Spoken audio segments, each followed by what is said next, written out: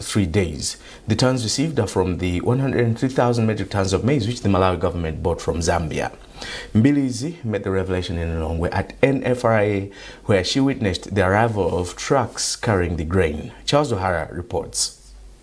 Accompanied by officials from our ministry and National Food Reserve Agency and NFRA top brass, Minister of Agriculture Rosa Mbilizi expressed satisfaction with the process involved from offloading to storage of maize at the strategic grain reserves, saying this is being translated into saving many lives from hunger. Mbilizi disclosed that by March this year, government should be in a position to have all 103,000 metric tons in storage. Mbilizi added that currently NFRA has received 3,800 metric tons of maize bought locally from the central region, while the southern region has provided 57 metric tons. I came to visit the NFRA today because I wanted to witness the arrival of trucks from Zambia, and we are also buying local maize, so I wanted to see how the maize is coming in and how it's being stored, and making sure that all the tests that are required to make sure that we are getting high quality maize are being done. Otherwise, I just came to witness, to see it for myself. Yes, NFRA has so far received about 3,400 metric tons for the past 3 days, which is quite a lot, and we are expecting, as you know, 103,000 metric tons by mid or end of March. And for the local maize, we've so far at this depot, we've got 3,800 metric tons. So as the president put it, you know, people were hoarding maize and it wasn't good. It's not good, I should say, for the country. But as you can see, there's a lot of maize coming in, 3,800 metric tons just from the central region. Taking his turn, National Food Reserve Agency Chief Executive Officer George Majega pledged commitment and dedication of staff at the National Grain Reserve to ensure that the commodity is properly preserved. It is very heartwarming to see that even the Honourable Minister was able to appreciate the role that various employees at National Food Reserve Agency are playing. And for us, I think it's a commitment that we'll continue to work diligently to ensure that the maize that is coming from Zambia is given the utmost care and that the people of Malawi are the ultimate beneficiaries. President Professor Athabida Mutharika late last year directed the Ministry of Agriculture to procure maize from Zambia after a report by Malawi Vulnerability Assessment Committee revealed that 4 million Malawians are food insecure. Currently, government, through the Department of Disaster Management Affairs, DODMA, is dispersing maize to food insecure households. Charles O'Hara, NBC News, Lilongwe. Blantyre District Council says it is optimistic that the newly procured refuse collection trailer will significantly improve waste management in markets across the district. Speaking in Lunzu during the handover of the 46 million kwacha trailer from Brown Trailer Manufacturers, District Commissioner Alex Mdoko said the council had previously relied on only one small trailer, which was inadequate to serve all markets. Mdoko explains. Under the Miera project, we are given a tractor with a very small trailer. So it wasn't functioning properly. It was becoming very costly for us to run that tractor because of the size of the trailer. So we thought of buying a refuse collection vehicle. But I think resources are not enough. But in the interim, the only thing that we would have done was just to buy a bigger trailer to cover markets like Lunzu here where we are. But the other markets like explosive. So far, there's a lot of accumulation of refuse. But before this, we have been hiring. So the hiring is not sustainable. So we feel the best is for us to at least have our own trailer, a bigger one, so that the tractor can be used for that service for the time being. We really have had problems, and sometimes market vendors threatening to stop paying market fees because of accumulation of waste. That being the case, that's why we have been hiring, and we're hiring an excavator, a tipper, and also paying for the services where we usually dump the refuse. We have been paying the city of Blantyre. So hotspots that are there, one of them is the Lunzu market, the other one is Chikuli market, but also Chirobwena area, but also down there in Pemba and Jazunda, and other small markets. We think in the interim we should be able to reduce the accumulation of waste. You're watching the morning edition of MBC News. A reminder of our top stories. President Professor Arthur Peter Mutharika withholds consent to the recently passed Constitutional Amendment Bill of 2025. National Food Reserve Agency receives 3,400 metric tons of maize bought from Zambia. And in business news, Nkota floods affect sugar distribution.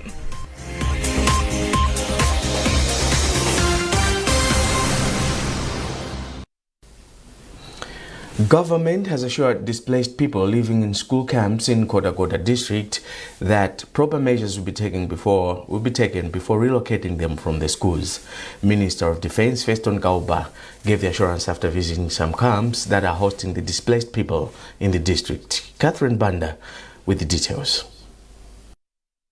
Among the camps within the Nkota district, Minister of Defense Feston Kauba visited Mtupi, Majiga, and Kanyenda camps that are located within school premises. According to the minister, government is aware that some affected people are living in school-based camps and will give proper consideration to their relocation. He said they want to ensure that basic necessities, including safety, tents, plastic sheets, and other essentials are provided before the relocation. Kaupa, who was at the time of the visit Minister of Transport, added that the transfer of 30 metric tons of maize stuck at Luluzi Bridge is underway, with some deliveries already reaching the camps. The government will provide all the necessary support, including food items, to the affected families. Just like you can see behind me, it's one of such kind of consignments of food items that will be supplied to all the 14 camps that are existing within the district of Nkota. The government can only come to relocate these people when all the provisions for relocation have been provided, and also making sure that the people have been relocated to places where they will have a comfortable life. Nkota District Commissioner Ben Matengeni Tono noted that 4,315 people are currently displaced, with over 30,000 affected. It was all our roads were cut. The road from Salima to Nkota Boma, but also the road from Nkota Boma to Kasungu, and the road from Nkota to Mzuzu. So that made us to be cut off from the rest of the country. But again, we also have a huge number of people who were displaced. We are talking about 4,315, but the figures are still rising. Meanwhile, Senior Group Village Ngwiti thanked the government for the food items provided to the camps and asked for support on other basics for those living in the camps. Catherine Banda, MBC News, Nkota. In business news, Lero Sugar Malawi company says the recent floods that damaged the Nkota Empire Road affected their operations, including the distribution of sugar. Managing Director for Lero Sugar Malawi, Ronald Ngwira, said despite having enough sugar in stock, the company has been facing serious challenges to distribute it to other areas, as the roads to and out of the district have been impassable. Catherine Banda reports. The M5 road was severely damaged by rains that hit parts of the country weeks ago. In addition to rendering many people homeless, the situation has also affected economic activities in the district. Lero Sugar Company Managing Director Ronald Ngwila described the situation as devastating. He says the floods have affected about 3,000 hectares of sugarcane fields, while also damaging the machinery used in their fields, including their canals. He said currently the company has in stock about 74,000 metric tons of sugar, enough to supply between now and April. He says they are, however, worried that if the rains persist at this current rate, sugar production for the other months might be affected. Ngwila adds that the company failed to send sugar production machines out of Malawi for maintenance, a norm that happens during off-production season, and awaits the M5 maintenance. It's been a significant event. We've lost a lot of property. canals, dikes, machines, equipment. We have a lot of sugarcane that's still in water and fields that have been washed away. So we're still assessing the damage, but it's been a major event. Again, with the roads going down, it has also impacted the business, our ability to get sugarcane out, and our ability to get sugar out, our ability to get fertilizer in, equipment out, has impacted the business. So, but we do have a lot of sugar on site, which is supposed to be moved to the markets, which is sitting in the warehouse, but we can't move currently until the N5 opens up. Minister of Defence Feston Gaopa, then Minister of Transport and Public Works, said the situation has had a negative economic impact and government is working with contractors to ensure all sections of the road are restored. The next bridge that remains to be repaired is the Kasitu Bridge. When that has been done, which we expect this to be done within this week, so that traffic can now start flowing between Nkatabe, Dwangwa, Nkhotakota and all the way to Salima. That's the way we are projecting the repair works of both the road as well as the bridge infrastructure. Kaombe, Dwangwa, Lingona, Chandilo and Luluzi are among bridges that were affected by the floods. Catherine Banda, MBC News, Nkhotakota. Still in business, Umodzi Park and Resorts is projecting a double profit from its tourism facility by March this year. Umodzi Park and Resorts Chief Executive Officer Steve Luanda disclosed that they're expecting they're expecting 7 billion kwacha revenues from their 2025 operations. He speaks to our reporter at Trust Office. 2025 we grew the business by almost 53%, I think. By the time we haven't finalized the figures as yet, but up to November, our business had grown up by almost 53, between the ranges of 53 to 60% year on year. So, yeah, I mean, considering that what has happened economically, I think that was a very good growth. So that translates to profits as well? Yes, in terms of profitability, yes. 2024-25, we ended the year, I think, on 3.5 billion profitability. But already, I'll give you November figures. As of November last year, 2025, our profitability was above 7 billion. That's almost double what we had achieved the whole of the previous year. So we definitely looking forward that by the time, because our financial year ends in March, by the time we close our financial year in March, we would have almost doubled, more than doubled. So the business was good. Going by that, the business was good. And spokesperson for the Ministry of Tourism, Joseph Nkosi, says domestic tourism registered remarkable growth in 2025. It has been a good year for us as the tourism sector. We have seen a number of growth in terms of domestic travel. This is what we have been advocating as a ministry to say, no, Malawi is beautiful, but we need to explore it ourselves as Malawians. So there have been a lot of travel within the country, domestic travel, and we noted that there were a number of groups that were created, maybe hiking groups, groups to the lake, and family trips. So we have seen an increase in terms of this travel. And just to remind you of the National Tourism Month, which is September, we also noted a number of activities that happened, and even during the December festive seasons we noted also there was a lot of travel. And if you had a chance to visit the recreation center that has just been built along the Lumbazi road or the way to the airport, you noted that there were a number of people that were queuing for the activities to this facility. So all in all, it was a good year for us in terms of tourism.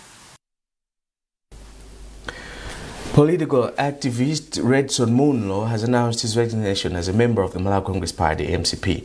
Speaking during a press briefing in Blantyre, Munlo said he decided to step back from active politics in order to focus on his career and business. I've resigned from Malawi Congress Party as a member because I want to concentrate and put focus on other things like my professional career and my business. there is nothing really that I can say a bad thing about Malawi Congress Party. If anything, I only say a good thing, which is experience that I've got when I was in Malawi Congress Party. Remember, Malawi Congress Party is a big party, very old, has been there for years. So being there as a member, definitely, chances of getting something are very high. That's exactly what I've benefited from being a member of Malawi Congress Party. I'm not leaving Malawi Congress Party because it's out of power. If you remember very well, all the parties that I've saved, that have never been in government, it is only Malawi Congress Party that I've saved while it is in government. And you can even see I've been there only for a year and some months. If there is a connections and networking, I don't think I managed to do that. In sports, after registering as a professional game under the Malawi National Council of Sports, Bawo Sport is said to have a big trade linking role between business people. This is according to the Bawo professionals and administrators. Amin Musa with the details. Registered early in 2025, the indigenous Bawo Sport is also used as a trade hub between the followers, players and administrators, that is apart from exercising the mind. This is according to the Bawo Association of Malawi President Henry Banda. He says people exchange trade and employment opportunities during the games, as it is now bringing together huge people to patronize the game. Because always when we are playing Bawo in the villages, we are helping each other like a man. So always when you have a problem, before he tell his friend there outside, but first of all, when he come to the Bawo place, you know the Bawo place is the place where somebody can be smile and can be happy. So nobody can harm himself, because when he reach at the Bawo, he'll be happy. Especially when he's winning and he jokes in the Bawo, everything goes well. Business tycoons are also being hooked to the game, and now they have started building trust to cough their money, as it has demonstrated to be one of the most crowd-pulling activities. Mishek Msisha is one of the Blantyre-based business operators who is sponsoring the game. First and foremost, because I love Bawo myself. So I am a player at a casual level, not at a professional level like this level. But I am a player of Bawo myself and I love it. And in my mind, Bawo is for people that are able to think. It's not a dull game, and it's very exciting. So I decided to sponsor so that I should render my hand a little help for the game that our friends have already developed in Malawi. They have formed the Bawo Association of Malawi. Currently, the association has managed to establish regional and district committees who are mandated to register clubs from their respective territories. The association has also formulated a constitution as well as new rules of the game. Amin Musa, NBC Sport, Blantyre. And that's it from our newsroom this morning. But before we leave, a recap of our top stories. President Professor Arthur Peter Mutharika withholds consent to the recently passed Constitutional Amendment Bill of 2025.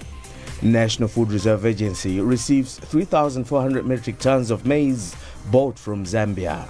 And in business news, Nkota floods affect sugar distribution.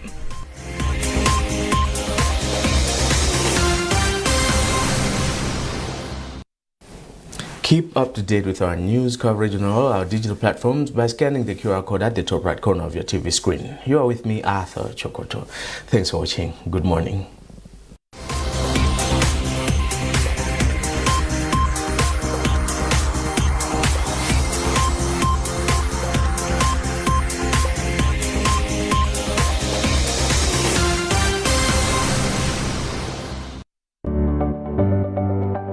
Sabara ino mu program ya Woman Talk. Uli mwambi umene umanena kuti mawu amalenga.